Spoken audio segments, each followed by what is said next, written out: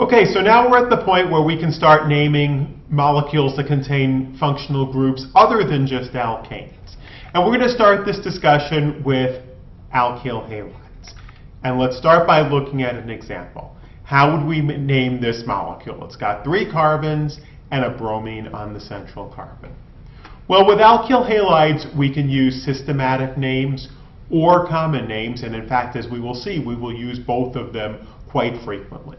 So to name this molecule systematically, you name the halogen as a substituent on the alkane, and the systematic name will only consist of one word. Okay, so if the halogen's going to be a substituent, you just name it the way you named a branched alkane, except instead of there being a methyl as the substituent or something like that, there is now a bromine as a substituent. Now, instead of saying, so on this particular molecule, the bromine is on carbon 2 of a 3-carbon chain. Now, instead of saying 2-bromine propane, we put in a letter O at the end after brom. So instead of bromine, it's bromo. Okay, so the name is 2-bromopropane.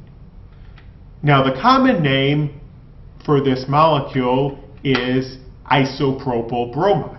So where appropriate, you can use isopropyl, isobutyl, etc., followed by chloride or bromide as a second word. So common names for alkyl halides tend to have 2 words.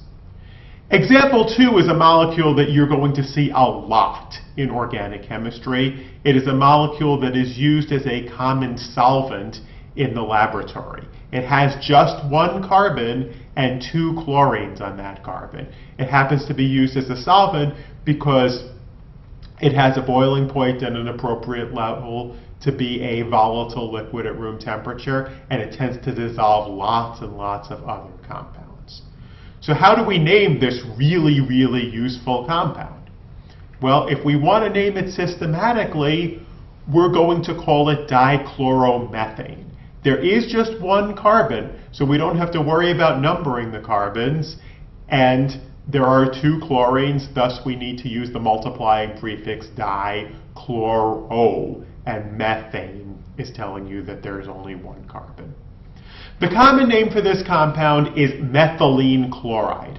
Methylene is the common name for a CH2 group, so methylene means CH2, and then chloride as a second word. We don't generally say methylene dichloride because methylene implies a carbon with 2 hydrogens, which means everything else that's left is going to be the chloride. You will hear dichloromethane and methylene chloride used a lot. You need to be aware of both of these names for this particular compound. Example 3 is a more complex case. We're now going to look at a larger chain where we have both halogens and a methyl group as substituents. Okay, how do we crack this one? Well, first of all, what's the longest carbon chain? How many carbons are it? Well, if I count them 1, 2, 3, 4, 5, 6, 7, 8, I'm counting 8 carbons in the longest chain, which means it's going to be an octane derivative. Then what do I have? Well, on carbon 2, I have 2 chlorines. On carbon 3, I have a methyl. And on carbon 5, I have a bromine. Is this the right direction to number this molecule? Yes, because we get substituents on carbon 2 if we go left to right, and we would not get a substituent until carbon 4 if we go right to left. Okay, so now we got to think of all the rules we've used. It's going to be an octane, but we've got to think about multiplying prefixes and alphabetization. What comes first alphabetically? Bromo, then chloro, then methyl.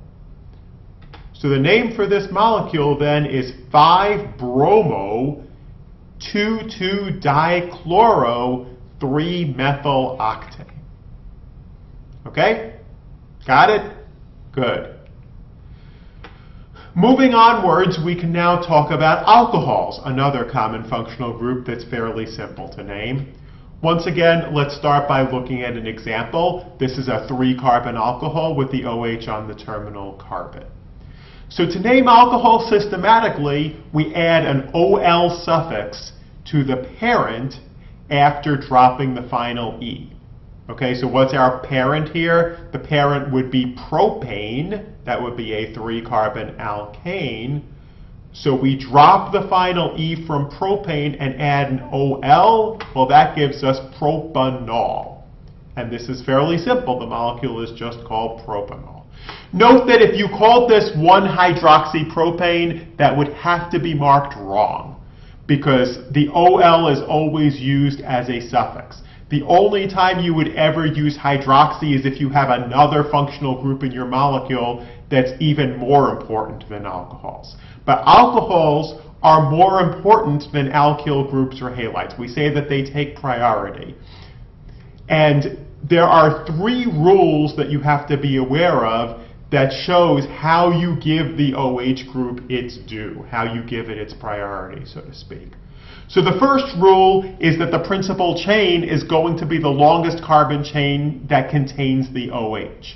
There may be some molecules that I could make up and throw at you where you could have a longer chain, but it does not contain the OH. You gotta make the principal chain the chain that contains the OH. Secondly, you need to number that chain in a direction to give the hydroxyl group the lowest possible number.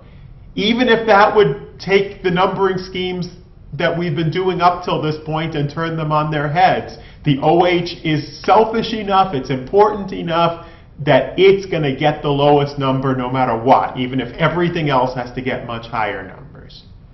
And then thirdly, when we're constructing the name and other substituents are present, we've got to somehow indicate where the OH is aside from where all the other substituents are. So when other substituents are present, the number showing the position of the alcohol is put between the substituent and the stem, since OL is at the end of the name as a suffix.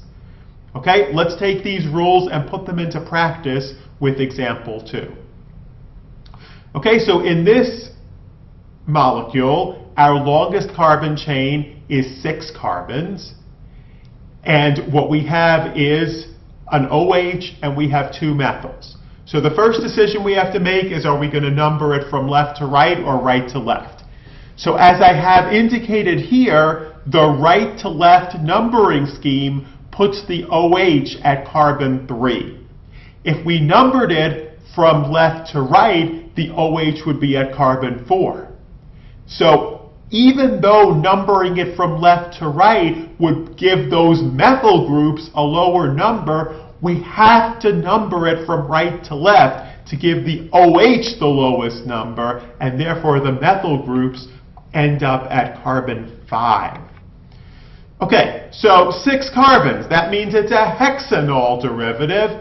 So now let's put in rule 3, the number for the alcohol, the number showing where the alcohol is put between the substituent and the stem. That means the number is the next thing that goes to the left of hexanol, so it's 3-hexanol, and then finally we can put the substituents 5,5-dimethyl, so the complete name is 5,5-dimethyl-3-hexanol. Again, noting where all of the dashes are. Okay, so we can use common names for alcohols in a similar manner to which we used common names for alkyl halides, but instead of chloride or bromide being the second word, alcohol is the second word. And some common examples of this, I'm not going to draw out the structures, but I think you can imagine what they look like would be methyl alcohol, ethyl alcohol, isopropyl alcohol, tertbutyl alcohol.